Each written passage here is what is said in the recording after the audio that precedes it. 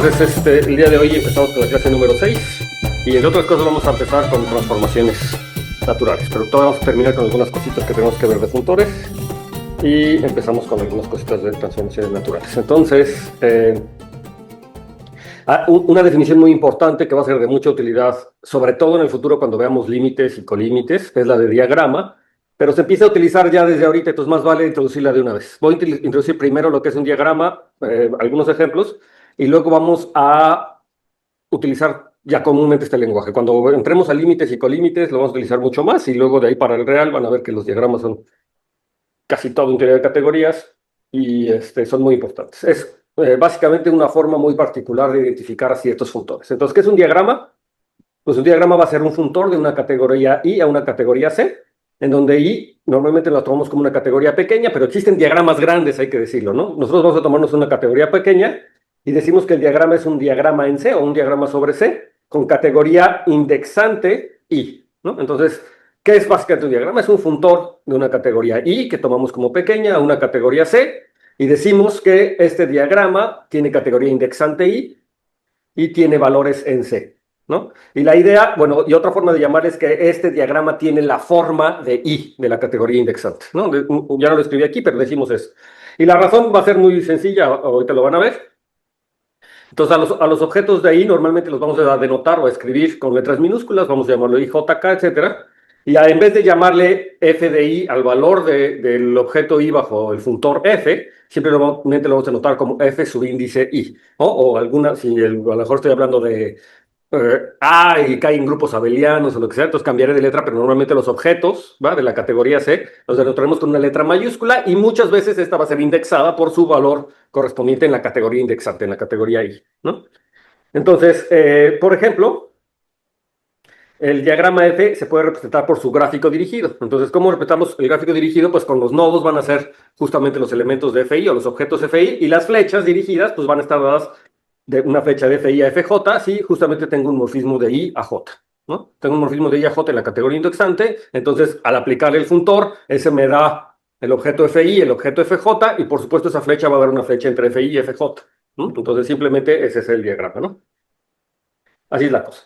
Entonces, por ejemplo, si yo tengo que I es la categoría discreta, recuerden que las categorías discretas es la categoría donde los morfismos, solamente como morfismos tengo las identidades, entonces tengo una categoría discreta, entonces un diagrama en la categoría discreta es lo mismo que dar una familia de objetos indexada por I en la categoría C, ¿de acuerdo? Si yo tengo un diagrama y el diagrama está indexado por la categoría discreta, es decir, solamente tengo los morfismos dados por la identidad, entonces el diagrama es escoger simplemente una familia. Aquí estamos utilizando el hecho de que es una categoría pequeña y entonces estoy escogiendo realmente un conjunto, ¿verdad?, de objetos FI, o sea, es una familia.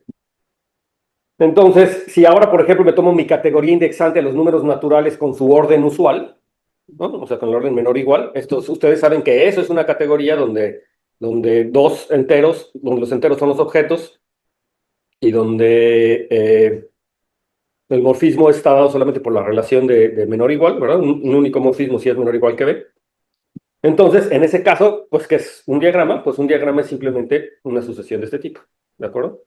Así se ve, los diagramas F0, F1. Aquí estoy pensando que, por ejemplo, el 0 está en los naturales. Si el 0 no estuviera en los naturales, entonces empezaría con el 1, entonces sería F1, F2, F3, y la flechita así. Usualmente debería de ponerles también la flechita de la identidad, ¿no? En cada nodo debería aparecer la flecha de identidad, pero esa la vamos a obviar. En general, las identidades no se ponen, no se escriben, pero hay que tomar en cuenta que las identidades están ahí. Y esa es la razón por la que es un diagrama, ¿no? Todos los diagramas que ustedes conocen se pueden expresar en estos términos, ¿no? Nada más que el lenguaje de categorías queda muy bonito expresado. Entonces, si ahora, por ejemplo, me tomo los enteros con el mismo orden de menor o igual, entonces el diagrama pues ahora viene siendo una sucesión que se extiende tanto a la izquierda como a la derecha, ¿no? Ese es el diagrama, ¿de acuerdo? Entonces, ¿sí? ¿Les queda claro? Queda representado por el funtor F. ¿Sí? ¿Dudas? Entonces, ustedes deben de convencer que de hecho cualquier diagrama se puede ver así. Hay diagramas que aparecen un montón, por ejemplo ¿no? Me voy a tomar los enteros indexados, digo, mi categoría indexante va a ser los números naturales con su orden menor o igual, y entonces vamos a construir el funtor que va de esta categoría a la categoría de anillos conmutativos con 1. Y entonces la categoría es que a cada entero n, o cada natural n, lo voy a mandar a los enteros módulo p a la n z, ¿no? Entonces este es un funtor ¿no? Si yo tengo n menor o igual que m, de hecho es un funtor contravariante, entonces de hecho es un funtor de la categoría opuesta de los naturales con el menor igual o con el mayor igual, que a cada flecha, si n es menor o igual que m, esa es la flecha en la categoría indexante, lo va a mandar a la proyección natural de los enteros módulo p a la mz, los enteros módulo p a la mz, ¿no? Sí, de p a la mz a p a la nz, ¿no? Va del más grande al más chico. ¿Ok? Y entonces esa es la proyección natural, es decir, si me tomo a un entero módulo P a la M, lo voy a mandar a su clase módulo P a la N. Ustedes saben que esto está bien definido, entonces esto me determina lo que usualmente llamamos un sistema proyectivo. Es un ejemplo, además de un sistema proyectivo, pero en realidad, o también, además, es un diagrama en el contexto que estamos hablando. De hecho, los sistemas proyectivos y los sistemas inductivos son casos particulares de diagramas, ¿no? Cuando tengo órdenes como estos, que son así. Eh, Vamos a ver. Entonces, esto es muy típico. Pero no todos en este caso, como que el orden es lineal, ¿no? Como que están así, pero no tiene por qué ser así. Yo puedo tomarme, de hecho, cualquier categoría. Entonces, ahora me voy a tomar los naturales mayores iguales que uno y me voy a tomar creo que incluso mayor iguales que cero. No me acuerdo si le puse cero, pero ahorita checamos si es mayor igual que uno, mayor igual que cero. Y la relación de orden que me voy a tomar va a ser la de divisibilidad. Ahora no es el menor igual. La relación de orden es de divisibilidad. Entonces, vamos a tener una flecha de A a B si A divide a B, o una flecha de N a M si N divide a M, ¿no? Es con esa relación de orden. Eso me da nuevamente una categoría, y esa va a ser mi categoría indexante. Y la relación que vamos a hacer es que a cada natural N lo voy a mandar a los enteros módulo N, ¿de acuerdo? Y entonces, nuevamente, esta es un funtor en realidad de la categoría opuesta, porque se vuelve un funtor contravariante. Noten que si yo tengo una categoría indexante y su categoría opuesta también es una categoría indexante, entonces es un diagrama en el sentido que les acabo de definir. Y entonces yo tengo nuevamente, digamos, en la misma situación de hace rato, yo tengo que si n divide a m, entonces tengo la proyección natural o la congruencia módulo m de los enteros módulo m a los enteros módulo n, ¿no? Simplemente que a la clase de a módulo n, módulo m lo manda a la clase de a módulo n, ¿no? Entonces esto nuevamente es un diagrama, pero si se fijan, este diagrama ya no es un diagrama lineal. Creo que sí había empezado ya no me acuerdo si empecé, creo que es desde el uno, ¿verdad? Tiene que ser mayor o igual que 1. Sí, los enteros tienen que ser mayor o igual que 1. Entonces, por ejemplo, z módulo z, ¿no? O sea, el objeto que le asocio al 1 es el 0, es el anillo 0, entonces el que está ahí. Luego voy a tener los primos, por ejemplo, z módulo 2, z módulo 3, pero arriba o al lado de z módulo 3 tengo z módulo 4 y tengo su proyección natural de z módulo 4 a z módulo 2. Pero también tengo, por ejemplo, el anillo z módulo 6, es el que le corresponde al 6, y de aquí tengo flechas a z módulo 2 y a z módulo 3, ¿no? Naturalmente. ¿Sí? Y así tengo z módulo z, y etcétera, ¿verdad? O sea, de un lado tendría como que todos los primos, y eso me da toda una retícula, ¿verdad? Todo un diagrama, que ese diagrama tiene tiene exactamente la misma forma que tiene el diagrama de los divisores de la retícula generada por los naturales con el orden de división. Entonces es un diagrama con forma a los naturales con el orden de la división, ¿no? Naturales a partir del 1 con los órdenes de la división. Y este también me da un sistema que va a ser muy interesante, en el que vamos a poder calcular límites y colímites cuando veamos eso un poquito más adelante. Pero entonces les queda claro por qué se llaman diagramas, ¿no? ¿Sí? Entonces es un diagrama. La categoría indexante es la que le da la forma al diagrama, y los nodos, lo que estoy poniendo en los objetos, pues están en la categoría de llegada del funtor, y es una forma muy interesante de expresar lo que está pasando en la categoría, o de enseñar lo que está pasando, o las relaciones que me interesan en una categoría. Fíjense que las composiciones también se están obviando en estos diagramas, ¿verdad? O sea, si yo tengo I menor o igual que J y J menor o igual que K, o un morfismo de I a J y otro morfismo de J a K, pues tengo el morfismo composición, ¿verdad? Pero no lo dibujamos, o sea, las composiciones las dibujamos porque las composiciones quedan dadas por los caminitos, digamos, ¿no? O sea, por los caminitos entre las gráficas. Si yo me voy de Z6 a Z2 y de Z2 al 0, pues ya tengo esa composición. Estrictamente en el diagrama debería de aparecer la flecha que va de Z modo 6Z al 0, ¿sí? Pero no lo estamos poniendo. Es decir, las composiciones, como son obvias, pues es el caminito que se da a través de la factorización por donde estamos yendo. ¿De acuerdo? Entonces eso pasa en los diagramas. Esa es una convención que hacemos, que no los escribimos.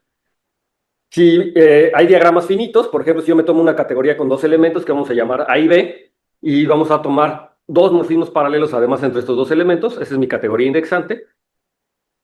Entonces, mi diagrama lo represento como así, ¿verdad? O sea, es una forma de representarlo. Tengo el objeto A en I, el objeto B en I, y tengo dos morfismos paralelos. Solamente esos dos morfismos más las identidades, pero ya saben que las identidades no las ponemos, ¿no? Entonces esa es mi categoría indexante, pero entonces si yo tengo un funtor, o sea, un diagrama que va a la categoría de conjuntos, entonces, pues el diagrama, por cierto, tiene que tener exactamente la misma forma de I, pero lo que estoy haciendo es cambiar esos nodos, A y B, por dos conjuntos, por ejemplo, el conjunto A, subíndice A, y que si soy menos estricto, pues le podría haber llamado el conjunto A y el conjunto B, por ejemplo, ¿no? O sea, es decir, lo que quiero decir es que no necesariamente los indexo o los escribo con el subíndice de la categoría Y. Digo, muchas veces se hace así, pero cuando es obvio, entonces yo podría haber tomado dos conjuntos, el conjunto A y el conjunto B, y representar ese diagrama que tiene dos flechas paralelas, dos funciones entre A y B, que son las que me interesan justamente como un diagrama, pero en el fondo. Lo puedo pensar como la imagen de un funtor que viene de esta categoría indexante con dos elementos y dos flechas paralelas, ¿no?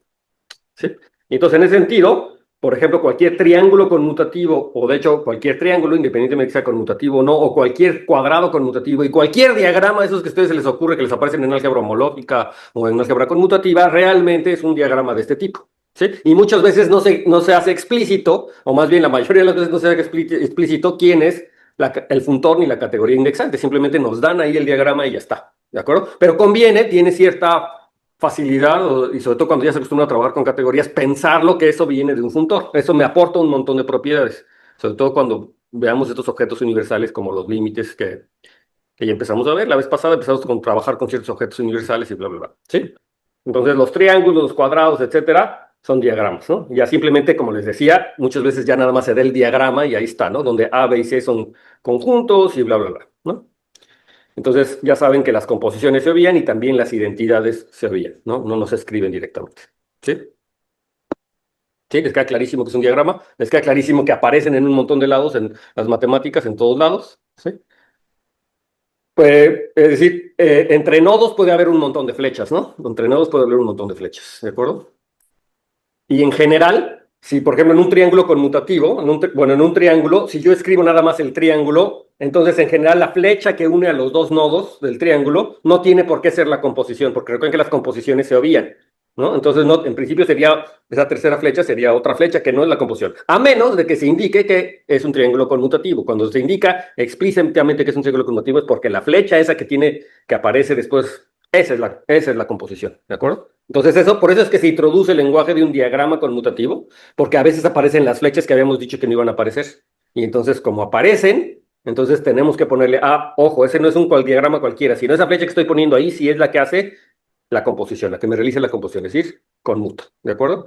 Entonces, si no se dice que conmuta, es otra flecha, o podría ser o no la de la composición, simplemente muchas veces, el punto es que muchas veces no sabemos si conmuta o no, entonces una flecha que aparece ahí, pero cuando decimos conmuta, conmuta es porque está ahí. Si no ponemos la flecha, por ejemplo, aquí en las líneas o así, es porque además estamos asumiendo que tiene la flecha en la composición, ¿ok? Está clarísimo, ¿no? Sí. Ok.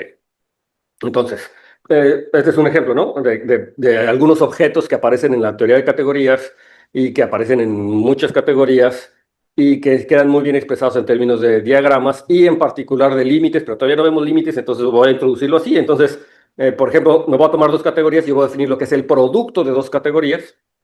Entonces el producto, ya no lo borré, lo había puesto como un diagrama, pero lo quité porque me tenía que meter en cosas que no quería ver ahorita, pero ahorita se los comento. Entonces voy a definir lo que es el producto de dos categorías simplemente. Entonces no va a tomarme dos categorías C y D, y entonces definimos el producto de dos categorías, y entonces para definir esta categoría necesito decir quiénes son sus objetos y quiénes son sus morfismos. Entonces los objetos van a ser los pares ordenados, formados por un objeto de la categoría C y un objeto de la categoría D. ¿De acuerdo? Van a ser pares ordenados de objetos, y los morfismos, pues simplemente van a ser pares de morfismos, uno en la categoría C y uno en la categoría D. ¿De acuerdo? Simplemente es esa situación. Si estoy trabajando con categorías el concepto, o sea, con categorías grandes, el concepto de clase también acepta productos, ¿no? Hay productos, producto cruz, ¿no? De una categoría también se puede, o sea, decir, esto es por si los objetos no son conjuntos, el producto cruz en principio se define como pares ordenados y bla, bla, bla, que son conjuntos, pero, ay, y pero en clases también, y por supuesto estoy trabajando en universos, categorías que están dadas por universo, pues se puede hacer, ¿no? Puedo hablar de esta situación. Ok, entonces los morfismos son pares ordenados y recuerden que no basta con decir quiénes son los objetos de los morfismos, sino cómo se comportan las composiciones y cómo se comportan las identidades, pero las composiciones y las identidades justamente se hacen coordenada a coordenada o entrada por entrada, ¿no? La composición es entrada por entrada y las identidades entrada por entrada. Entonces ustedes pueden verificar fácilmente que esta es una categoría y Esto lo podría yo haber expresado en términos de este diagrama con dos puntos. O sea, me tomo la categoría discreta con dos puntos. Y entonces, si me tomo la categoría discreta con dos puntos y me tomo el funtor que va a esa categoría, la categoría de categorías, entonces esa categoría discreta de dos puntos o ese funtor, ese diagrama lo que está haciendo es escoger dos, ¿verdad? Categorías particulares. Y entonces el producto es una categoría especial que se puede obtener a través de un cierto límite, de lo que eso vaya a querer decir después. ¿Ok? Entonces es esa cosa. Y se ve que esta situación la puedo generalizar para cualquier número de categorías, ¿verdad? Me tomo un número cualquiera de categorías y entonces puedo definir su producto de categorías de esta forma con sus respectivos cuidados en el sentido de qué quiere decir eso, tomarse una familia y bla, bla, ¿no? O sea, tendría que tomarme una familia que sea un conjunto. Es decir, por eso es que la categoría indexante se toma una categoría pequeña y entonces voy a poder hacer ese tipo de cosas. ¿Ok?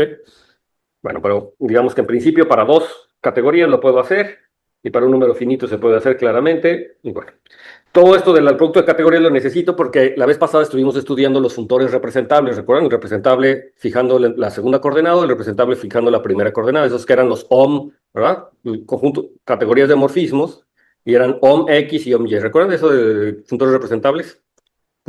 Los funtores representables, por definición, todavía no les digo qué es un funtor representable, pero les dije, este h de x, que son ohm fijando la segunda coordenada, o el ohm fijando la primera coordenada, son un funtor representable y el otro correpresentable.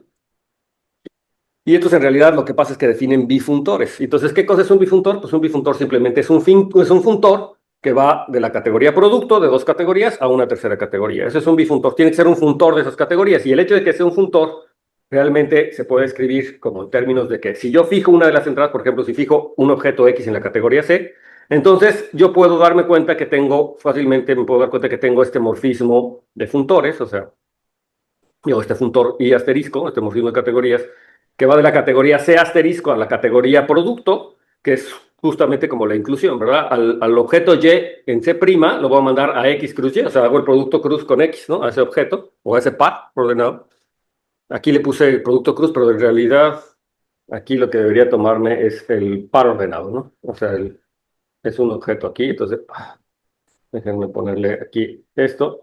También se entiende el producto cruz, pero realmente lo que me refiero es el par ordenado X, Y. O sea, lo estoy metiendo en la segunda coordenada y aquí también, ¿no?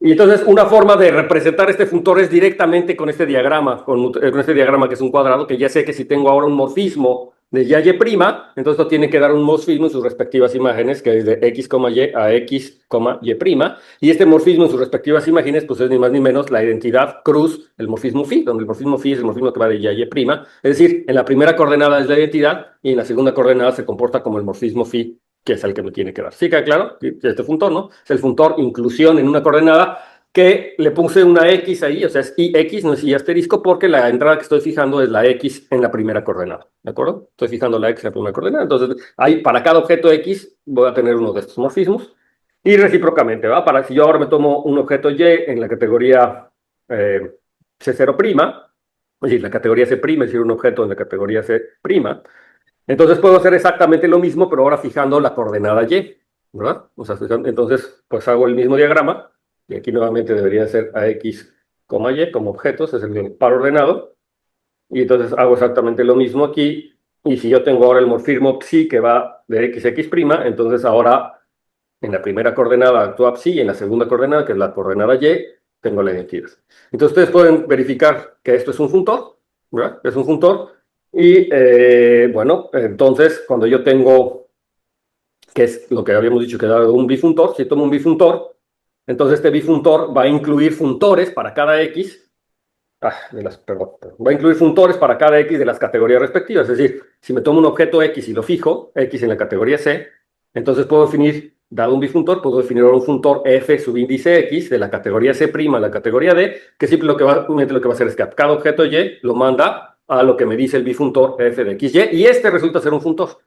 Y lo mismo para el otro lado, ¿verdad? Si tengo mi bifuntor F, entonces puedo, para cada objeto Y en la categoría C', puedo definir ahora un funtor de la categoría C a la categoría D, justamente a cada X, lo mando a F de X, Y, fijando la segunda coordenada, y ustedes pueden verificar que esto claramente son funtores, ¿no? Y de hecho, equivalentemente yo podría haber definido un bifuntor como algo como esto, ¿no? A partir de ahí de esto, recuperar un bifuntor, ¿de acuerdo? A lo mejor es más fácil una vez que tengo el producto, pero se puede recuperar El bifuntor, como quieras. Pero el hecho aquí importante es que un bifuntor determina funtores fijando las coordenadas, la primera o la segunda, ¿no? Fijando un objeto ahí. Entonces, de hecho, define un montón de bifuntores, ¿no?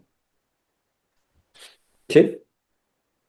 Y entonces, en la clase pasada habíamos visto justamente estos homomorfismos. Yo tomo los homomorfismos en una categoría C, entonces resulta que esto me da un bifuntor justamente de la categoría C opuesta a la categoría C, a la categoría de conjuntos, ¿verdad? Porque justamente lo que está haciendo es que me tomo dos objetos, uno en la categoría C opuesta y otro en la categoría C. Me tomo la opuesta porque uno de ellos es contravariante, ¿verdad? ¿No? ¿Recuerdan cuando me tomo la segunda coordenada, ¿verdad? Resulta ser contravariante, fija. Y entonces tengo un funtor de la categoría C opuesta, cruce a la categoría de conjuntos y este es un bifuntor, ¿no?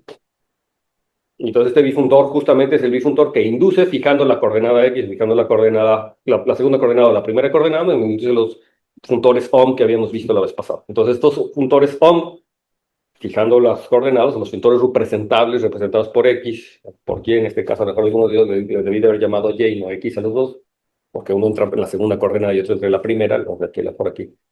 Lo voy a llamar Y para que no piensen que es necesariamente el mismo objeto.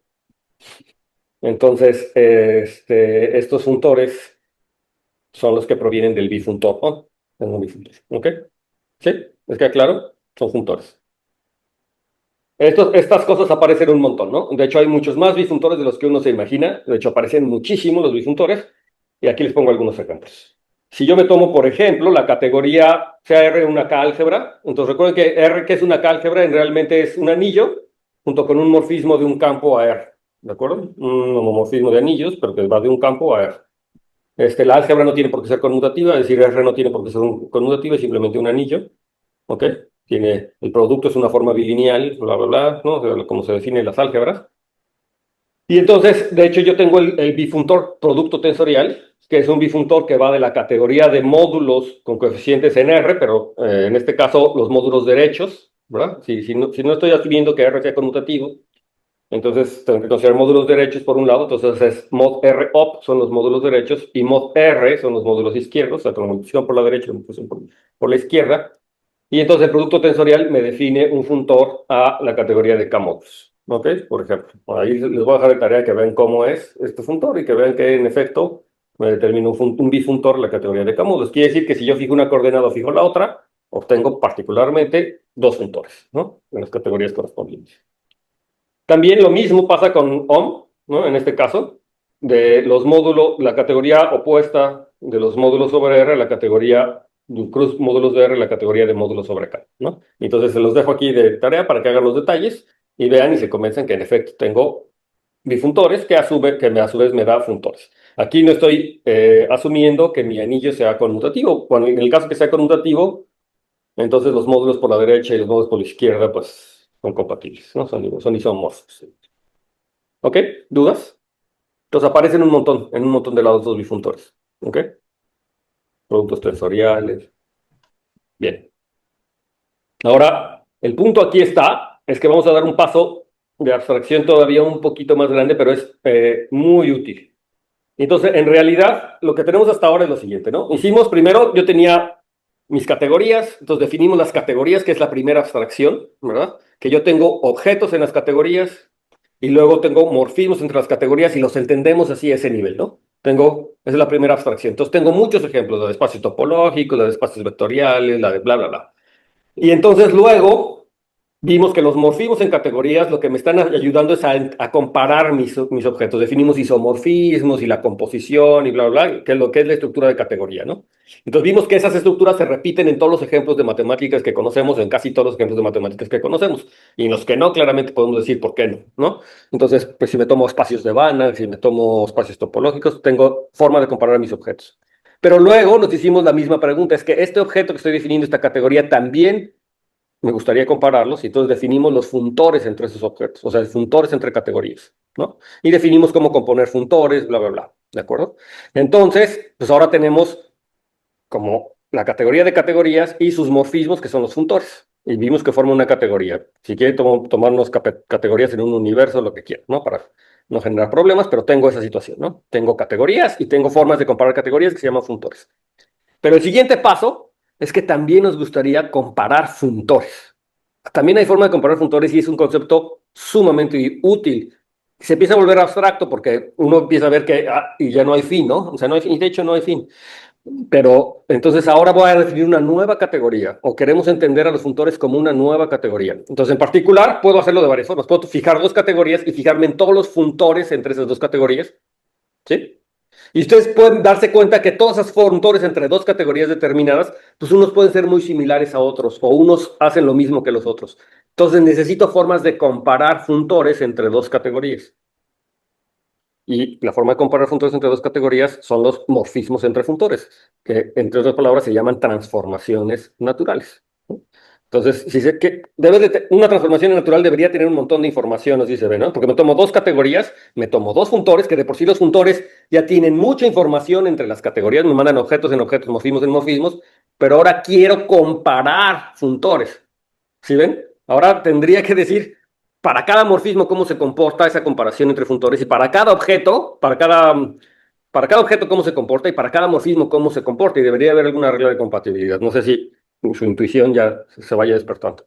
Parece abstracto a primera vista, pero es mucho más común de lo que creen también. O sea, es decir, estoy seguro, si, los que ya han visto de categorías, pues seguro que ya lo saben, ¿no? Pero los que apenas están aprendiendo esto, aunque no lo sepan, en su carrera de matemáticas ha aparecido muchísimo estas transformaciones naturales. Les han aparecido mucho en su carrera. Y a lo mejor se las han mencionado, pero no se han detenido a pensar, porque pues si están aprendiendo topología de conjuntos o geometría diferencial, pues entonces el interés está en entender las estructuras de la geometría diferencial y no la estructura en fondo, ¿verdad? Pero les han aparecido estas transformaciones naturales.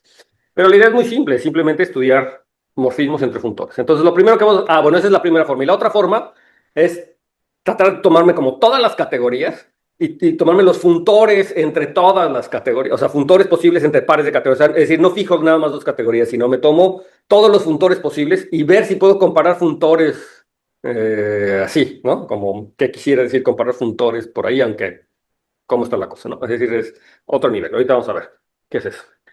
Entonces, ok. Entonces, primero vamos a hacer esto. Vamos a fijar dos categorías y vamos a tomar dos funtores entre ellas, ¿no? Que entonces mis dos funtores se van a llamar F1 y F2. Tienen el mismo dominio, la misma categoría de dominio y la misma categoría de codominio. Entonces, ¿qué va a ser una transformación natural o bien un morfismo entre funtores? Pues va a ser dado por lo siguiente. Lo voy a anotar por una flecha, va a ser teta, porque ya estoy haciendo, y por una flecha, porque ya estoy haciendo énfasis en que me va a dar una categoría, entonces esta flecha es simplemente una forma de representar lo que es, ¿verdad? ¿Sí? Es una forma de representar lo que es. De alguna manera estoy diciendo que va a ser, el dominio va a ser F1 y el codominio va a ser F2, pero va a ser una flecha. ¿Y en esta flecha de qué va a consistir? Pues va a consistir de varias cosas. Entonces, lo siguiente. Entonces, lo primero que les decía, tengo que decir cómo se debe comportar eso para cada objeto. Entonces, si yo me tomo un objeto en la categoría C, entonces yo tengo por un lado F1 de X, porque F1 es un funtor en la categoría C, y tengo F2 de X, porque F2 es un funtor en la categoría. Entonces yo tengo dos cosas. Entonces lo que le voy a pedir es que tenga un morfismo en la categoría de llegada, es decir, un morfismo C', que justamente me compare a las imágenes del funtor 1 en ese objeto X y a la imagen del funtor 2 en ese mismo objeto X. Es decir, un morfismo. Ahora sí, ese teta X es un morfismo en la categoría de llegada, es un morfismo en C', ¿de acuerdo? Entonces lo primero que tengo que pedir, y esto tiene que suceder para cada X, o sea, para cada objeto, yo puedo evaluar el funtor F1 y puedo evaluar el funtor F2, y la transformación natural, o esta cosa que estoy diciendo que va a ser un morfismo de funtores, me tiene que dar un morfismo, estoy escogiendo un morfismo entre ellos dos. Ok, pero eso no es todo, ¿verdad? Porque los funtores, entonces retomamos. Entonces estamos diciendo que era la forma de comparar dos funtores, entonces primero era para cada objeto en la categoría C, pues yo tengo dos nuevos objetos, que es la imagen bajo F1 y la imagen bajo F2 de ese objeto. Y entonces la manera primera para comparar esos funtores es que tengo que tener una comparación para cada objeto justamente entre F1 de X y y F2 de X, que le llamamos teta X. Es un morfismo en la categoría de llegada C'. ¿Ok? Entonces hasta ahí está bien, pero nos falta decir cómo se comporta con morfismos. Entonces, si yo me tomo un morfismo F que va del objeto X a X' en la categoría C, entonces yo ya sé que tengo F1 y F2 de X, pero también tengo F1 y F2 de X'. ¿De acuerdo? Entonces voy a tener cuatro nodos. Y ya sé que tengo teta X que me compara entre F1 y F2. Y tengo teta X' que me va a comparar entre F1 y F2, pero de X'. Y por otro lado, como F1 y F2 son funtores, también tengo F de F, F1 de F y F2 de F, ¿no? Tengo toda esa información, Pues la forma más fácil de explicar cómo se comporta todo eso es hacer exactamente el diagrama, el dibujito. Entonces yo voy a tener este diagrama, ¿verdad? Entonces, aquí ahorita lo explico, ¿verdad? Entonces, de f1 de x a f2 de x tengo la función que acabo de decir, o el morfismo que acabo de escribir, que se llama θx. En la parte de abajo, en el renglón de abajo, tengo f1 de x' y f2 de x', y tengo el respectivo θ de x', que está ahí abajo. En las verticales, tengo la imagen de f bajo el funtor f1, y el vertical del lado derecho tengo la imagen de f bajo el funtor f2. Y entonces ya tengo toda esa información, tengo un cuadradito, y entonces lo que puedo decir, o la cosa de compatibilidad, es que no sean morfismos arbitrarios, sino que sean compatibles ellos. ¿Y qué quiere decir que sean compatibles ellos? Pues que ese cuadrado sea conmutativo. Es decir, que sea lo mismo irme por las diagonales de arriba, o sea, f1 de x con θ de x, y luego de f2 de x a f2 de x' con f2 de f, sea lo mismo que si me voy primero bajo el funtor f1 en f y luego le aplico θx' por abajo, ¿no? Es decir, que ese cuadrado sea conmutativo. ¿De acuerdo? Entonces ya tendría toda la información. Entonces, ¿cómo comparo dos funtores? Pues fíjate en toda la información que me dan esos funtores. Dado un morfismo de x, los funtores me dan por un lado el lado izquierdo vertical, por otro lado me da el lado derecho vertical, tengo 4 nodos.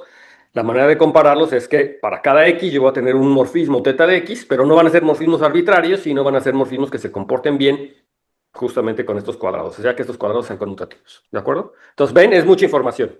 Entonces, una transformación natural tiene un montón de información, pero es muy fácil es muy intuitiva, ¿no? Es muy intuitivo, es como que esto es lo que debería de ser, debería de tener esta conmutatividad de diagramas. Entonces, eso es lo que se llama una transformación natural, ¿de acuerdo? Entonces, ¿qué tengo hasta ahora? Tengo dos categorías y tengo todos sus funtores, y acabo de definir una forma de compararlos, es decir, una transformación natural entre dos funtores. Me gustaría ver que eso forme una categoría. Entonces, para que eso tuviera yo esperanza de que forme una categoría, pues tengo que definir la composición y tengo que ver que hay identidades y ver que se comporta como con todas las cosas de la categoría, que es asociativa, que las identidades, bla, bla, ¿no? Entonces, nos falta eso para ver que es una categoría, ¿verdad? Y entonces ya podremos hablar, cuando yo es una categoría, entonces ya tengo la noción de isomorfismo, de monomorfismo, de bimorfismo, entonces ya puedo hablar de funtores isomorfos, o de cosas, lo que quiere que sean isomorfos, ¿verdad? Funtores. Entonces ya estaría comparando funtores y estoy diciendo, estos dos funtores no son el mismo, pero son isomorfos, entonces hacen básicamente lo mismo, por ejemplo, ¿sí? Y etcétera, con un montón de otras propiedades que vienen con este lenguaje de categorías. Entonces tenemos una notación, que es una notación especial que me ayuda a hacer un dibujito particular y que me ayuda a avanzar también, a crearme una imagen de estas transformaciones naturales. No es para complicar la situación, al contrario, es para facilitar la notación, ¿no? Para empezar, las transformaciones naturales, la notación moderna, digamos, de transformaciones naturales es como un implica, no es con una única flecha así, sino es F1 implica F2, o sea, es una doble flecha.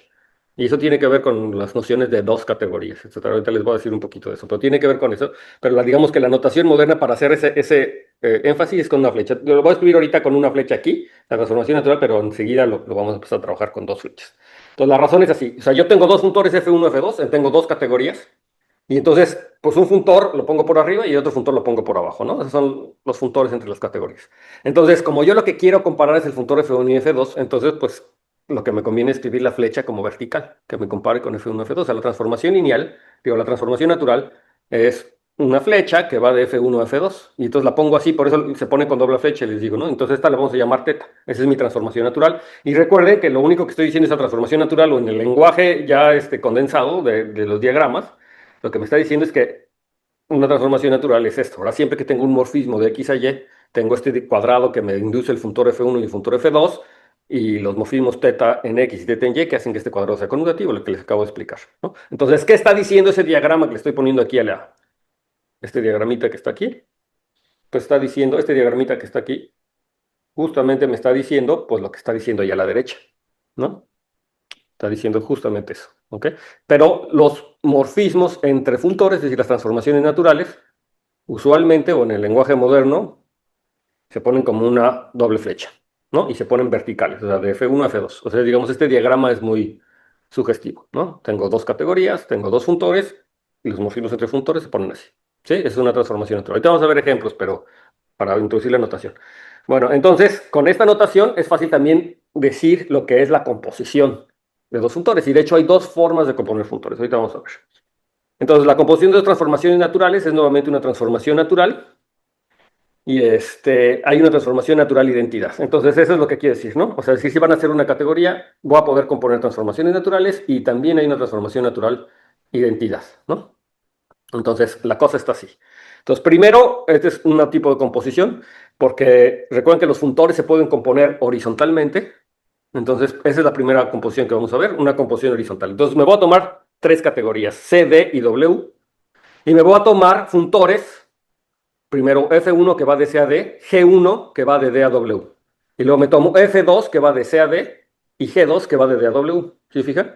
Entonces, eso me determina tus funtores, que son los funtores composición, que va de C a W, la composición de F1 con G1 y luego la composición de F2 con G2, ¿verdad? Eso me determina los funtores. Pero además voy a asumir que tengo transformaciones naturales entre F1 y F2 y transformaciones naturales entre G1 y G2, ¿sí? ¿Todo el mundo tiene ese diagramita? ¿Lo que está diciendo? ¿Sí?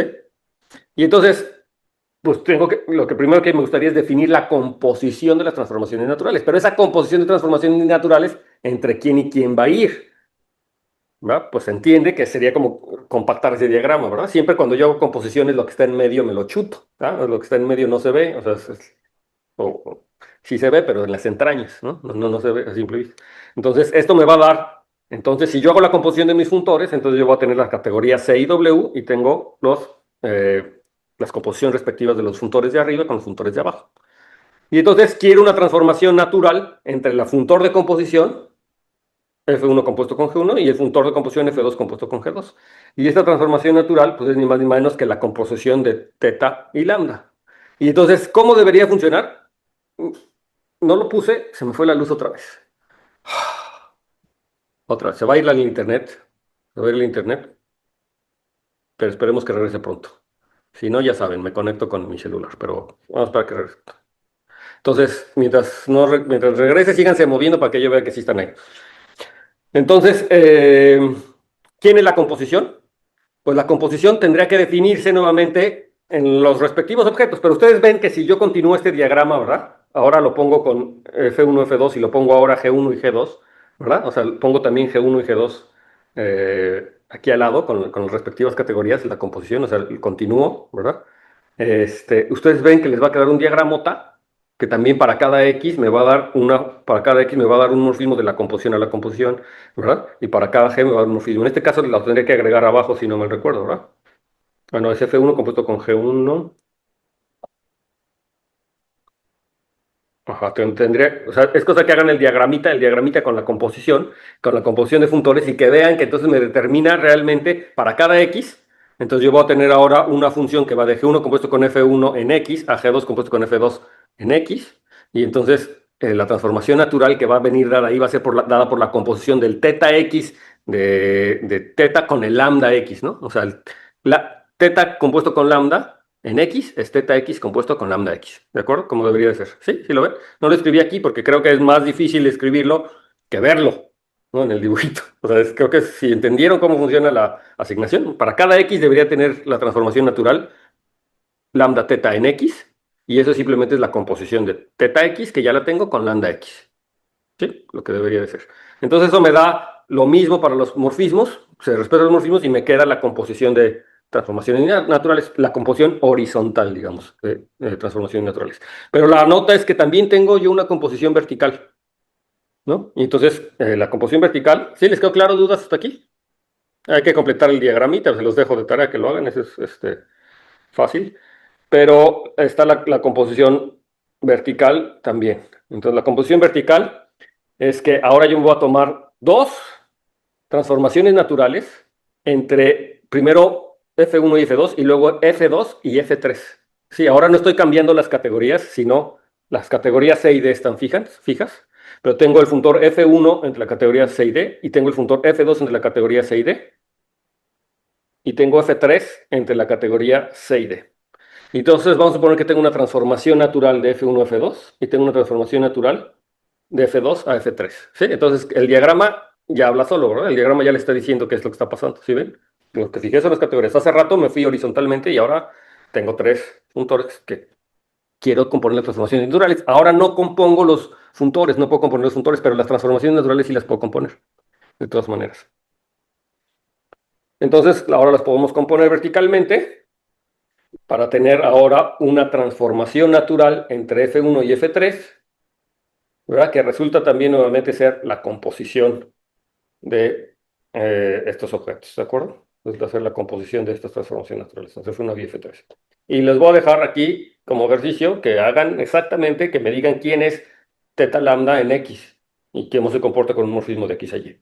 ¿Ok? Que lo escriban. Este tipo de cosas solamente se entienden cuando uno se siente a escribir el detalle, ¿no? Entonces hay que hacer el esfuerzo de escribir el detalle y ya van a ver, ah, ya sí, horizontalmente así funciona, verticalmente así funciona, ¿ok?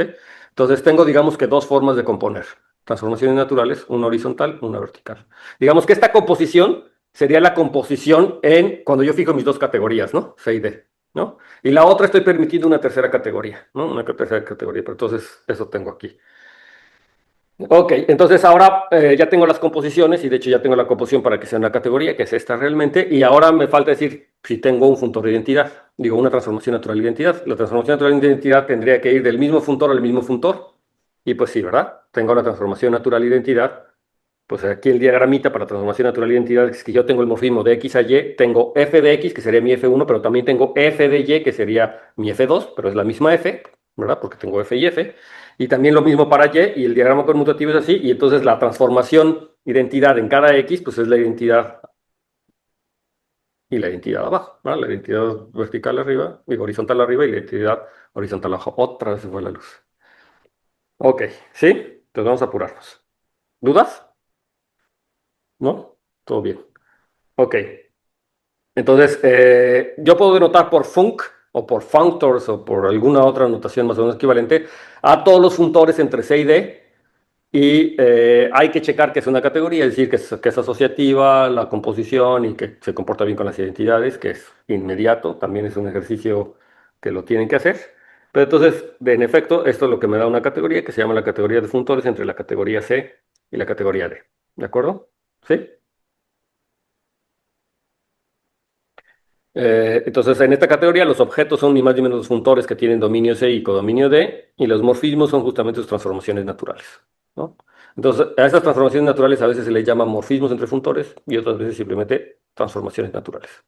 Pero una vez que ya sabemos que es una categoría, entonces puedo hablar de todas las cosas que hemos dicho de morfismos en cualquier categoría, porque esto es otra categoría, ¿verdad? Entonces puedo hablar de monomorfismos, epimorfismos, isomorfismos, de funtores, etcétera. Entonces, la anotación antes de pasar es que la categoría de todas las categorías, si quieren en un universo, entonces es un ejemplo de una dos categoría, de lo que se llama una dos categoría, ¿no? Donde, para que vean qué es lo que es, nos referimos más o menos con esto de dos categorías, tres categorías, cuatro categorías, etcétera, es que, por ejemplo, la parte cero, o la cero categoría, está dada por los objetos, digo, por las categorías, ¿no? Son sus objetos. Cat 0 son las categorías, son los objetos de la categoría. Cat 1 son los morfismos entre categorías, es decir, los funtores, ¿verdad? Y Cat 2 son los morfismos entre los morfismos, ¿sí? Entonces, Cat 2 me dan las transformaciones naturales. Entonces, por eso es que tenemos que es una dos categoría. Entonces, en general, así funciona la cosa. ¿Qué es una dos categoría? Pues está formada por mucha información. Va a ser una categoría donde la parte cero de esas dos categorías van a ser los objetos, son como que los núcleos. La parte uno de esa categoría, por eso el Cat 1 son los morfismos. Y la Cat 2 son morfismos entre morfismos. K3 serían morfismos entre los. O sea, una N categoría es una categoría con un montón de morfismos, donde los N morfismos son morfismos entre los N menos un morfismos. ¿De acuerdo? Y entonces, sorprendentemente, esa cosa es bien útil. Es bien útil. Para algunas cosas, los topólogos lo utilizan un montón. No están ahora los topólogos aquí en clase, ¿verdad? Pero es una cosa súper importante. Todo Jacob Liu y toda esta gente están haciendo cosas de K-teoría, cosas súper interesantes, trabajan con N categorías. Entonces, ok, entonces ya tenemos esta nueva definición abstracta, ¿no? Empiezan a ver que se empieza a subir uno de nivel cada vez un poquito más. Que por eso es bueno que aterricen lo que ya tienen y luego nos subimos un poquito más. Pero no es tan difícil, les digo, entonces tenemos muchos ejemplos. Entonces hay que empezar a ver los ejemplos de estas transformaciones naturales. Entonces el primer ejemplo, que ya les había comentado la vez pasada, es cuando yo considero la categoría de espacios vectoriales de dimensión finita, que le vamos a preguntar por VecF o los módulos sobre un campo finitos, o sea, los espacios vectoriales de dimensión finita. ¿De acuerdo? Entonces me tomo los espacios vectoriales de dimensión finita y entonces en este espacio vectorial ya tenemos un funtor que se llama el funtor dual. ¿Qué es lo que hace el funtor dual? Pues que es un funtor contravariante y es el que a cada espacio vectorial lo manda a su espacio vectorial dual. ¿De acuerdo? Es un funtor contravariante. ¿Se acuerdan? Porque si yo tengo, porque de hecho es un ohm, ¿verdad? Es un ohm acá. Simplemente estoy fijando, la segunda coordenada lo estoy fijando como el campo.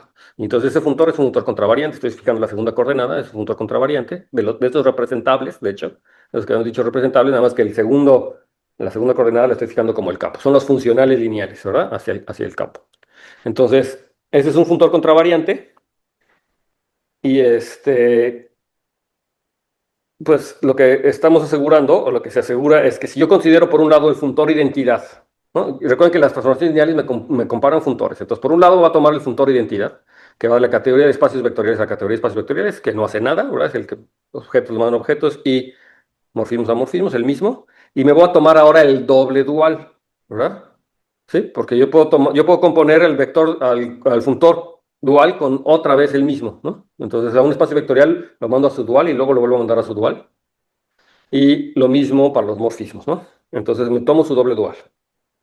Y entonces una de las cosas que siempre nos dicen en álgebra lineal es que son naturalmente isomorfos. Y lo que quiere decir eso es que realmente como funtores, el funtor identidad y el funtor doble dual son isomorfos como funtores. ¿Qué quiere decir eso? Pues como los funtores forman una categoría, el concepto de isomorfismo en la categoría está perfectamente bien definido. Y eso quiere decir que existen dos transformaciones naturales, una que va del funtor identidad al funtor doble dual y uno del funtor doble dual al funtor identidad, cuya composición me da las respectivas identidades, ¿no? ¿De acuerdo? ¿Sí? Las respectivas identidades en funtores, ¿no? Aquí ya tengo muchas identidades, entonces también tengo que empezar a tener cuidado con lo que eso quiere decir. Y entonces, esta transformación natural o estos dos funtores, que es el funtor de identidad y el doble dual, son isomorfos naturalmente. Eso quiere decir que existe un isomorfismo en la categoría de funtores. Y entonces por eso es que decimos que los funtores, o por eso decimos que un espacio vectorial y su doble dual son naturalmente isomorfos, porque no nada más son isomorfos como espacios vectoriales, sino que estas construcciones están hechas de forma funtorial y existe un isomorfismo entre estos funtores, o sea, la identidad y esta transformación natural. ¿De acuerdo? Sí. En cambio, el espacio vectorial y su dual no son naturalmente isomorfos, es decir, no hay un isomorfismo entre la identidad, entre el funtor de identidad y el funtor dual. No hay un isomorfismo. Para empezar, cambian las categorías. Es decir, una es el doble dual, fíjense que va de la categoría opuesta de la categoría opuesta a la categoría. Pero la categoría opuesta opuesta es la categoría en sí misma, es lo que habíamos visto. Entonces, tanto el funtor de identidad como el funtor doble opuesto tienen el mismo dominio y el mismo codominio, que son los espacios vectoriales, salvo esa identificación, ¿no? De una categoría identificada con su doble opuesto. Pero, por ejemplo, el funtor identidad y el funtor dual, pues ni siquiera tienen el mismo dominio estrictamente, porque uno es la categoría Beck y la otra es la categoría Beck opuesta.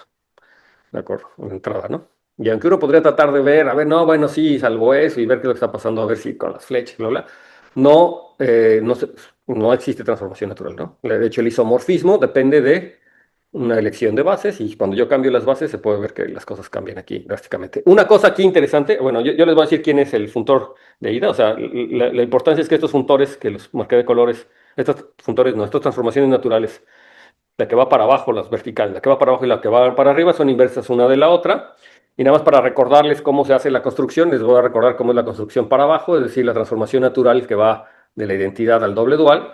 Y entonces recuerden que eso se puede describir en términos de los diagramas que les dije que tendrían las transformaciones naturales. Entonces siempre que yo tengo una transformación natural de B a W, el funtor identidad, que es el que está a la izquierda, me deja nuevamente la transformación lineal de B a W, es la misma porque es la funtor identidad. Pero el otro doble dual, pues sí me pone un espacio vectorial con su doble dual, y entonces tengo la transformación natural, que es la doble dual, ¿no? Dado una transformación natural, tengo su transformación natural dual, ¿se acuerdan?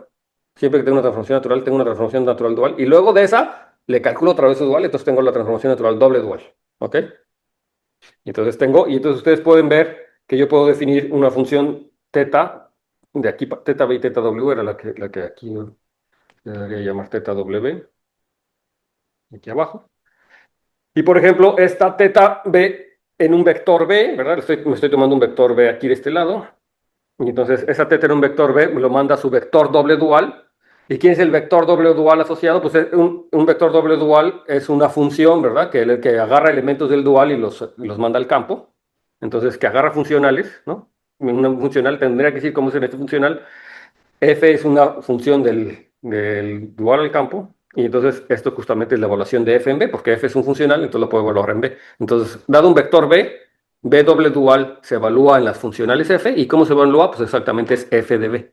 ¿no? F es un funcional, luego volumen B, y eso está en el campo, ¿no? Entonces F es un elemento del dual. Y entonces esa es la teta de B de arriba, y ustedes ven que se comporta bien con el teta de W y todo, y tienen que checar que eso trabajó con mute. Eso es gran parte de, no sé si gran parte, pero en la clase, su clase de álgebra lineal, cuando estudiaron el espacio vectorial dual y vieron el dual y el doble dual, era eso, ¿no? Entender eso. Posiblemente no lo vieron en términos de categorías en ese momento, pero era esto lo que tenían que hacer y ver, y luego ver que dado un elemento del doble dual podían recuperar al vector, a un vector, a un único vector, ¿verdad? O sea, el morfismo de regreso, que es el que les dejo de tarea, para que se acuerden y para que vean que lo entiendan, lo hicieron ya en su curso de álgebra lineal, ¿no? De la licenciatura, pero ahora hay que rehacerlo pensando en estas transformaciones naturales, en estos morfismos. Era tomarme un elemento del doble dual y ver que ese elemento del doble dual le corresponde a un único vector. Aquí, ojo muy importante, necesito que mis espacios vectoriales sean de dimensión finita, porque si no, no es cierto, ¿no? Si los espacios vectoriales no son de dimensión finita, no es cierto, ¿ok? Entonces, sí tienen que utilizar la cosa que tengo dimensión finita. Y lo pueden hacer incluso utilizando bases, escogiendo bases, pero luego dándose cuenta que su construcción no depende de la base. A lo mejor para poderlo encontrar, necesitan escoger bases, pero ya una vez hecho eso, se van a dar cuenta que no necesitaban bases y entonces se puede definir así, ¿no? Como existe un único vector. Entonces, me tomo un elemento del doble dual y ese elemento del doble dual le tiene que corresponder a un único vector en el vector B, ¿no? Lo pueden hacer. Entonces, y luego ver que en efecto las composiciones les da la identidad. ¿De acuerdo? En efecto, que estas es un isomorfismo, o que las flechas de teta y la flecha lambda me da un isomorfismo entre los dos funtores, la identidad y el doble dual. ¿De acuerdo? Entonces, no se acuerdan que yo hace unas clases les dije que en una categoría los isomorfismos es como algo que no distingue, ¿no? O sea, es como que es muy difícil de distinguir. Pero realmente lo que es ya súper difícil de distinguir son cuando tengo isomorfismos naturales, porque se comportan funtorialmente. O sea, las categorías ya no ven la diferencia entre un isomorfismo natural entre dos cosas que son isomorfos, pero con un isomorfismo natural. O sea, que son isomorfismos entre funtores, ¿verdad? Que vienen. Ya no ven la diferencia, las categorías, porque si lo que me ayuda a comparar categorías son sus funtores, y me da un isomorfismo a nivel de funtores, pues la categoría no ve la diferencia.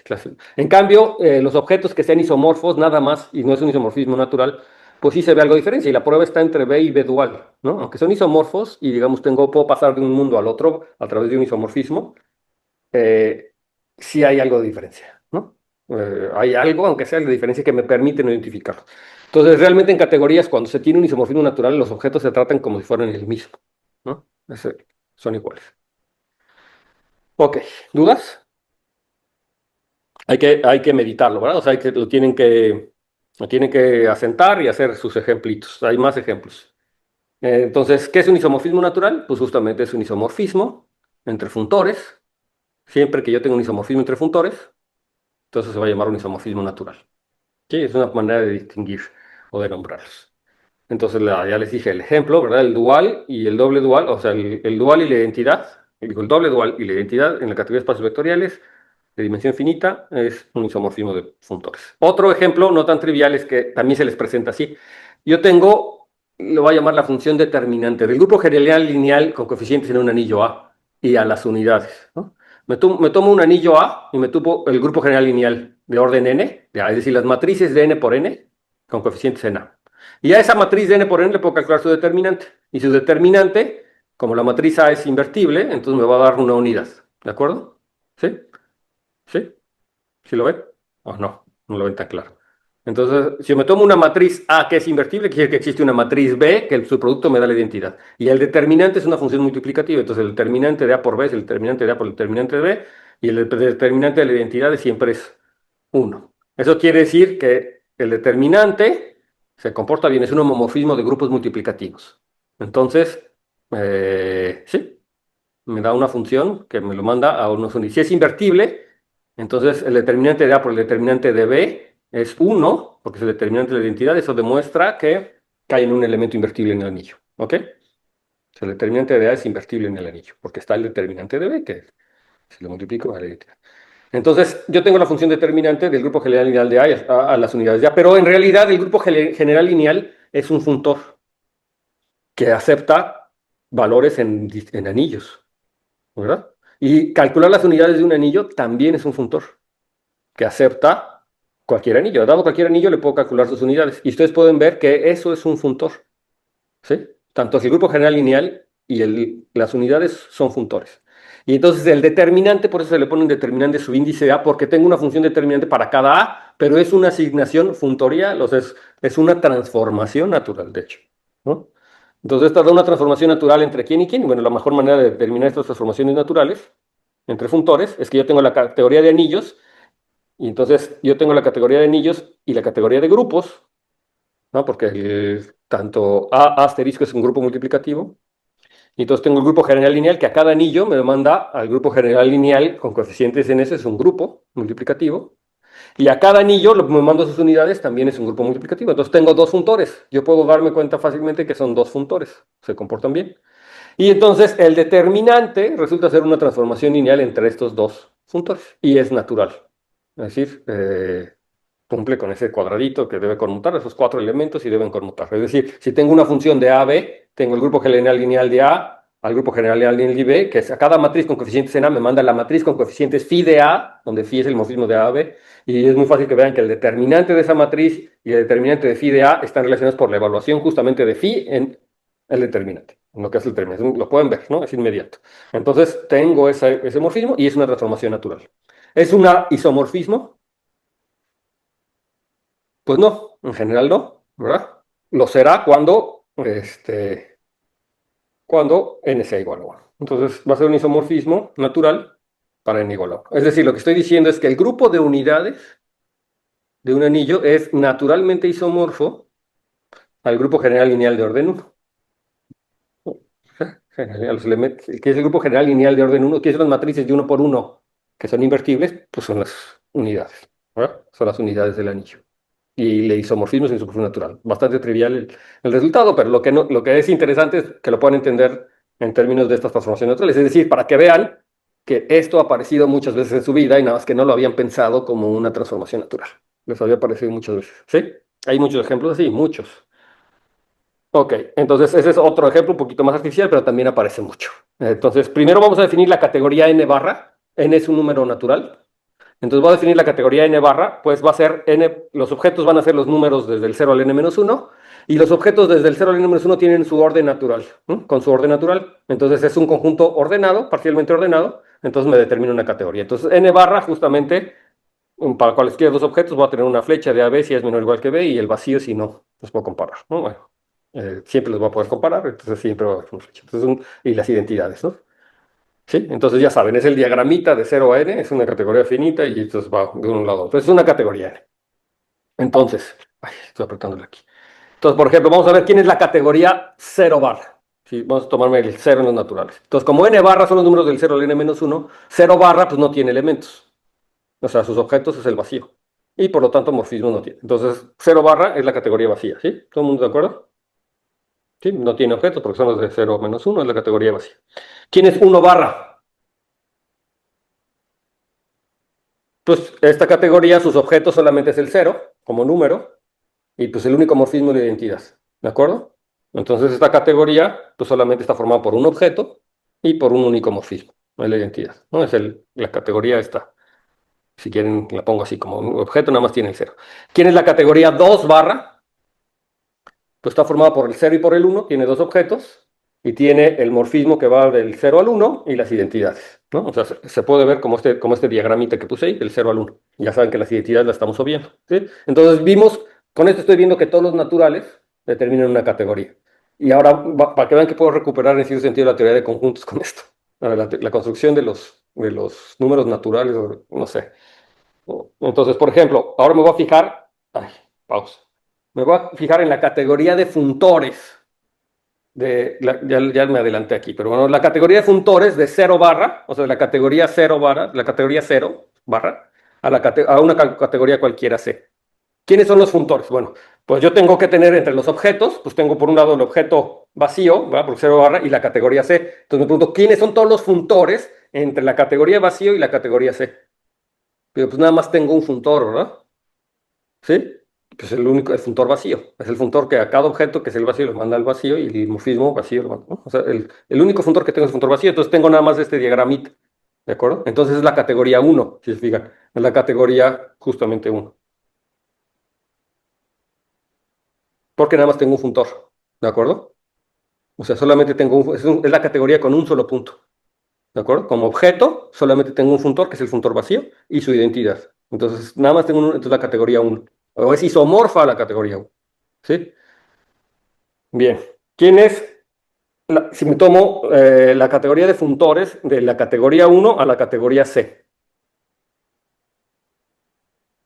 Entonces, nuevamente, tengo la categoría uno y la categoría C y quiero todos los funtores entre la categoría uno y la categoría C. Entonces, en particular, tengo que fijarme en los diagramitas o en los objetos que tengo aquí, en el diagrama que me termina la categoría uno, pero ya le puse la categoría uno, es la que tiene un único objeto, ¿verdad? Y la identidad. Y la categoría C, ¿qué es lo que está haciendo esto? ¿Qué es lo que está haciendo un funtor, digamos, de aquí, de la categoría uno a la categoría C?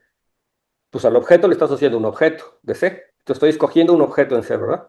Y al morfismo, el único morfismo que tengo es la identidad, me le está asociando, ¿sí? Pues la identidad, tiene que ser la identidad de este lado. Entonces, ¿quién será? ¿Quién es la categoría de funtores? ¿Alguna guess? Ya vimos quiénes son los funtores. ¿Quiénes son los funtores? Ajá, otra vez, ¿no? La categoría uno tiene solamente un objeto y un morfismo, que es la identidad. Y un funtor, pues me tiene que mandar ese objeto a algún objeto de C, ¿no? Y el morfismo de identidad, pues nos tiene que mandar la identidad de C. ¿Qué es lo que está, quiénes son todos los funtores? ¿Quiénes Pues son? solo tiene uno, ¿no? No, tiene muchos funtores. Porque este objeto lo puedo mandar a cualquier objeto en C. ¿Sí ven? El único objeto de la categoría uno lo puedo mandar a cualquier objeto en C. Entonces, básicamente lo que está haciendo esta cosa es escoger un objeto en C. ¿Sí ven? Escoger un objeto en C y a la identidad, pues lo tiene que mandar a la identidad. Entonces me manda a un objeto en C y a la identidad. O sea, cualquier funtor es lo que va a hacer. ¿De acuerdo? Cualquier funtor es lo que va a hacer. Entonces, en principio, pues esto tiene que ser la categoría C, digamos. C0. Debería ser los objetos. Sería C0 los objetos. Ah, es C, pero ¿quiénes son los morfismos? Ahora, lo que yo quiero ver, ¿quiénes son los morfismos? Entre estos son las transformaciones naturales. Entonces, las transformaciones naturales, pues me toma el objeto que yo escogí, ahora el otro objeto que yo escogí y tiene que ser funtorial. Eso tiene que ser un morfismo. Entonces, el morfismo lo que me está haciendo es escoger un morfismo entre esos dos objetos. ¿Sí? ¿Sí se ve? Y entonces lo que me estoy recuperando con la categoría de funtores del uno a C es exactamente la categoría C. Recupero exactamente la categoría C. ¿Sí? Digamos, es isomorfo. ¿De acuerdo? Entonces recupera la categoría C. Y luego, ¿quién será los funtores de 2 a la categoría C? Entonces, 2 es este diagramita que está aquí arriba, ¿no? A ver, déjenme lo pongo de color verde. Esta cosa que está aquí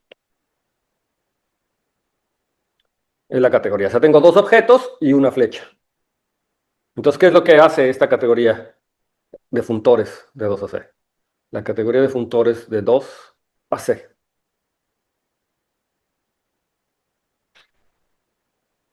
A ver. Piensen en voz alta, piensen en voz alta.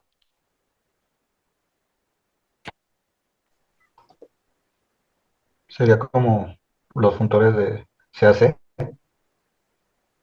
Los funtores de CAC, casi, pero no funtores de CAC. A ver, vamos a elaborar un poquito más. A ver, piensen en voz alta. Casi. A ver, entonces, ¿los objetos quiénes son? Tengo dos objetos, ¿no? Pero tengo un único morfismo entre ellos y las identidades. O sea, tengo el diagramita que está ahí, ¿no? Del 0 al 1 y sus identidades. ¿Ok? Entonces, la transformación natural, el objeto 0 me lo tiene que mandar a un objeto que lo voy a llamar C0. El objeto 1 me lo tiene que mandar a un objeto que lo voy a llamar C1 y ese morfismo me lo tiene que mandar un morfismo entre ellos. ¿De acuerdo? Entonces, cualquier funtor me toma a este par y me lo manda a un par C0, C1 y un morfismo entre ellos. Entonces, lo que está haciendo ese funtor es escoger un morfismo, realmente, ¿sí ven? O sea, ese funtor lo que está haciendo es escoger un morfismo entre dos objetos arbitrarios, ¿sí ven? Porque 0 lo puedo mandar a cualquier objeto, el 1 lo puedo mandar a cualquier objeto, y la única condición es que esa flecha vaya a dar una flecha entre ellos. Entonces, si no hubiera flecha entre esos dos objetos, no puedo tener ese funtor, porque los funtores mandan flechas en flechas. Entonces, realmente lo que estoy haciendo es escogiendo una flecha, es decir, un morfismo en la categoría C. Y luego puedo la propiedad de los morfismos para ver quiénes son las transformaciones naturales. Y lo que me voy a dar cuenta es que los morfismos van a ser los morfismos en la categoría de morfismos que habíamos dicho, de una categoría, esos cuadrados conmutativos. El cuadrado conmutativo que les había definido en la clase pasada en la categoría de morfismos es ni más ni menos el hecho de que esta cosa sea una transformación natural. O sea, que el morfismo sea una transformación natural. Entonces aquí lo que voy a obtener es la categoría de morfismos de la categoría C. ¿De acuerdo? Y entonces estoy obteniendo de esta forma. Entonces fíjense la utilidad, o sea, digo, como aparentemente una definición como inocente, estamos recuperando un montón de categorías y aprovechándonos de las transformaciones naturales, ¿no?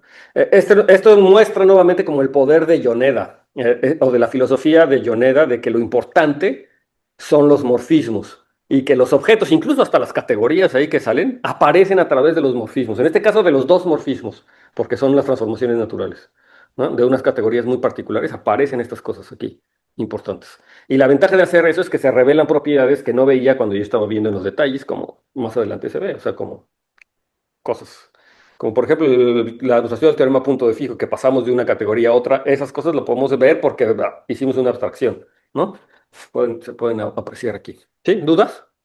Igual estas cosas, si no les quedó suficientemente claro, vale la pena sentarse con su hojita y hacer el cálculo explícito, ¿no? Ver quiénes son las transformaciones, cómo se ven las transformaciones. Recuerden que para ver que dos categorías son iguales o que son isomorfas, pues tienes, o sea, no nada más hay que decir los objetos, sino también los morfismos. O sea, tienen los mismos objetos y los mismos morfismos, ¿verdad? O existe un isomorfismo entre categorías. ¿Qué quiere decir que existe un isomorfismo entre categorías?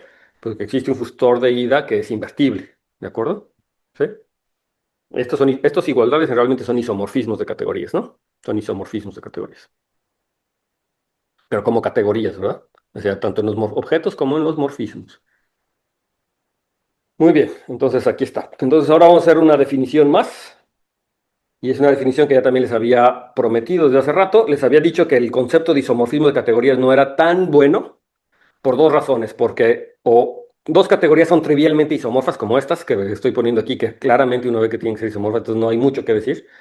O porque es extremadamente difícil encontrar categorías que sean isomorfas una de la otra. O sea, el concepto realmente que nos da un panorama más claro para la clasificación es el de equivalencia de categorías. Y porque además categorías equivalentes se comportan básicamente de la misma forma. Básicamente de la misma forma. No como las categorías isomorfas, pero sí como lo que nos gustaría que preservara. Entonces, ¿qué quiere decir que dos categorías sean equivalentes? Entonces, si vamos a tener funtores de ida y de regreso, entonces para que sean isomorfas, lo que le pedimos es que su composición sea la identidad, ¿no? Y entonces ahora aquí no le vamos a pedir que sea la identidad, sino le vamos a pedir que como funtores sean isomorfos a la identidad, sea isomorfo a la identidad. Entonces no le estamos pidiendo que sea la identidad, sino que existe un isomorfismo de funtores, es decir, una transformación natural entre la composición y la identidad.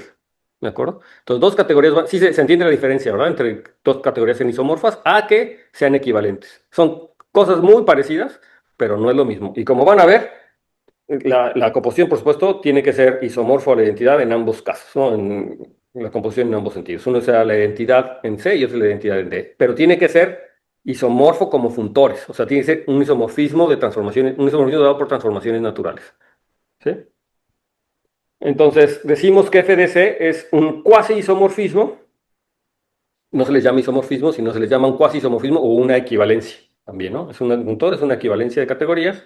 No le puse aquí equivalencia por alguna razón, pero es cuasi isomorfismo o equivalencia. Y por lo tanto, G es su cuasi inverso. No es su inverso, pero es su cuasi inverso. Entonces, dos categorías isomorfas son equivalentes, pero no es verdad que dos categorías que sean equivalentes son necesariamente isomorfas. ¿Ok? Entonces hay ejemplos de categoría. Cualesquiera dos categorías que sean isomorfas, por supuesto que son equivalentes, porque el isomorfismo está dado por la identidad de funtores, pero hay categorías que son equivalentes y que no son isomorfas, ¿no? De hecho, hay una caracterización para saber cuándo dos categorías son equivalentes. Entonces, pero necesitamos una notación. Entonces, la notación para decir que dos categorías son isomorfas es como cuando la notación de homotopía, en vez de ponerle dos iguales y el simbolito, nada más le pones uno y la ondita. Y entonces eso quiere decir que las dos categorías son equivalentes. Y decimos que C y D son antiequivalentes, también esa es otra noción. Sí, más bien las categorías que son equivalentes es la opuesta de una con la otra, ¿no? Entonces, antiequivalencias van a ser equivalencias, pero con la categoría opuesta de una de ellas, ¿ok? Sí, también aparece mucho. Por ejemplo, la categoría de anillos conmutativos con uno es antiequivalente a la categoría de esquemas afines en geometría algebraica, por ejemplo, ¿no? tiene ese tipo de cosas.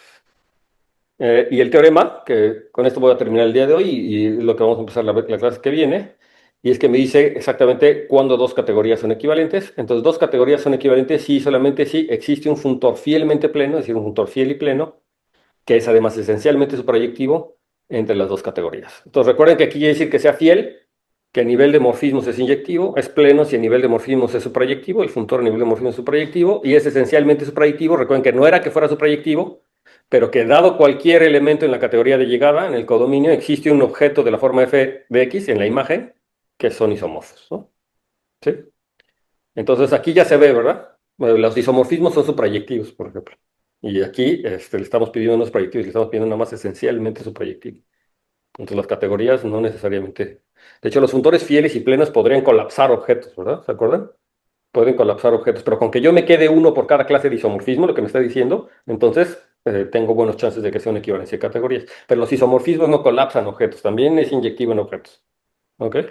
Entonces, eso me puede ayudar a construir ejemplos de categorías que sean equivalentes, pero que no sean isomorfas, ¿no? Ya sabes lo que está pasando, ¿no? De hecho, puedo construir un ejemplo finito, con puntos, ¿no? Tomando en cuenta esta situación. ¿Dudas? Sí, entonces, bueno, por ejemplo, naturalmente isomorfo implicaría equivalente. Naturalmente, isomorfo es una condición de los funtores Ujú.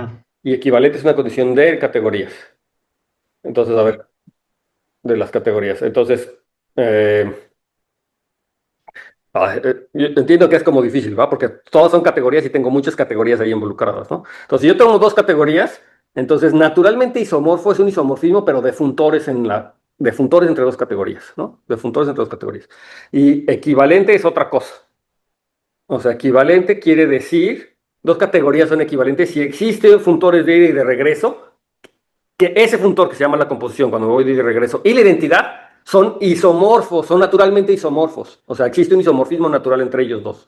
¿De acuerdo? Entonces, están como en distintos niveles. Uno habla de los funtores y otro habla de las categorías entre esos funtores. Son como distintos niveles. Entonces, un isomorfismo natural es entre los funtores. Y los isomorfismos o las equivalencias son entre las categorías. Entonces, son cosas que están relacionadas, pero no. ¿Sí? Ok. O sea, no sé si eso respondió a tu pregunta, o sea, no. Sí, sí, Ajá. sí, como que lo estaba viendo. Sí, Sí, no sí, dije muy bien las flechitas, justamente. exacto, es que se confunde uno porque sí, Sí, muchos isomorfismos y muchas categorías involucradas ahí. Entonces, eso se necesita asentar, es decir, se necesita que lo mediten. Les voy a dejar sus ejercicios, ya hoy o más tardar mañana les aparece en Classroom la lista de ejercicios para que entonces ya vayan haciendo los ejercicios y entonces ya se vayan, o sea, vayan trabajando forzosamente en algo para que terminen de cruzar ideas, ¿no? De repente es una cosa nada más de cruzar ideas. Les sirve mucho si ustedes van haciendo sus resúmenes y sus notas, sus mapas mentales. Les va sirviendo mucho porque se van dando cuenta de esas diferencias. ¿Ok? ¿Alguna otra duda? ¿No? Entonces, bueno, la clase pasada seguimos, con la clase que viene seguimos con esto y vamos a ver ejemplos de categorías equivalentes y bla, bla. Y les dejo su tarea.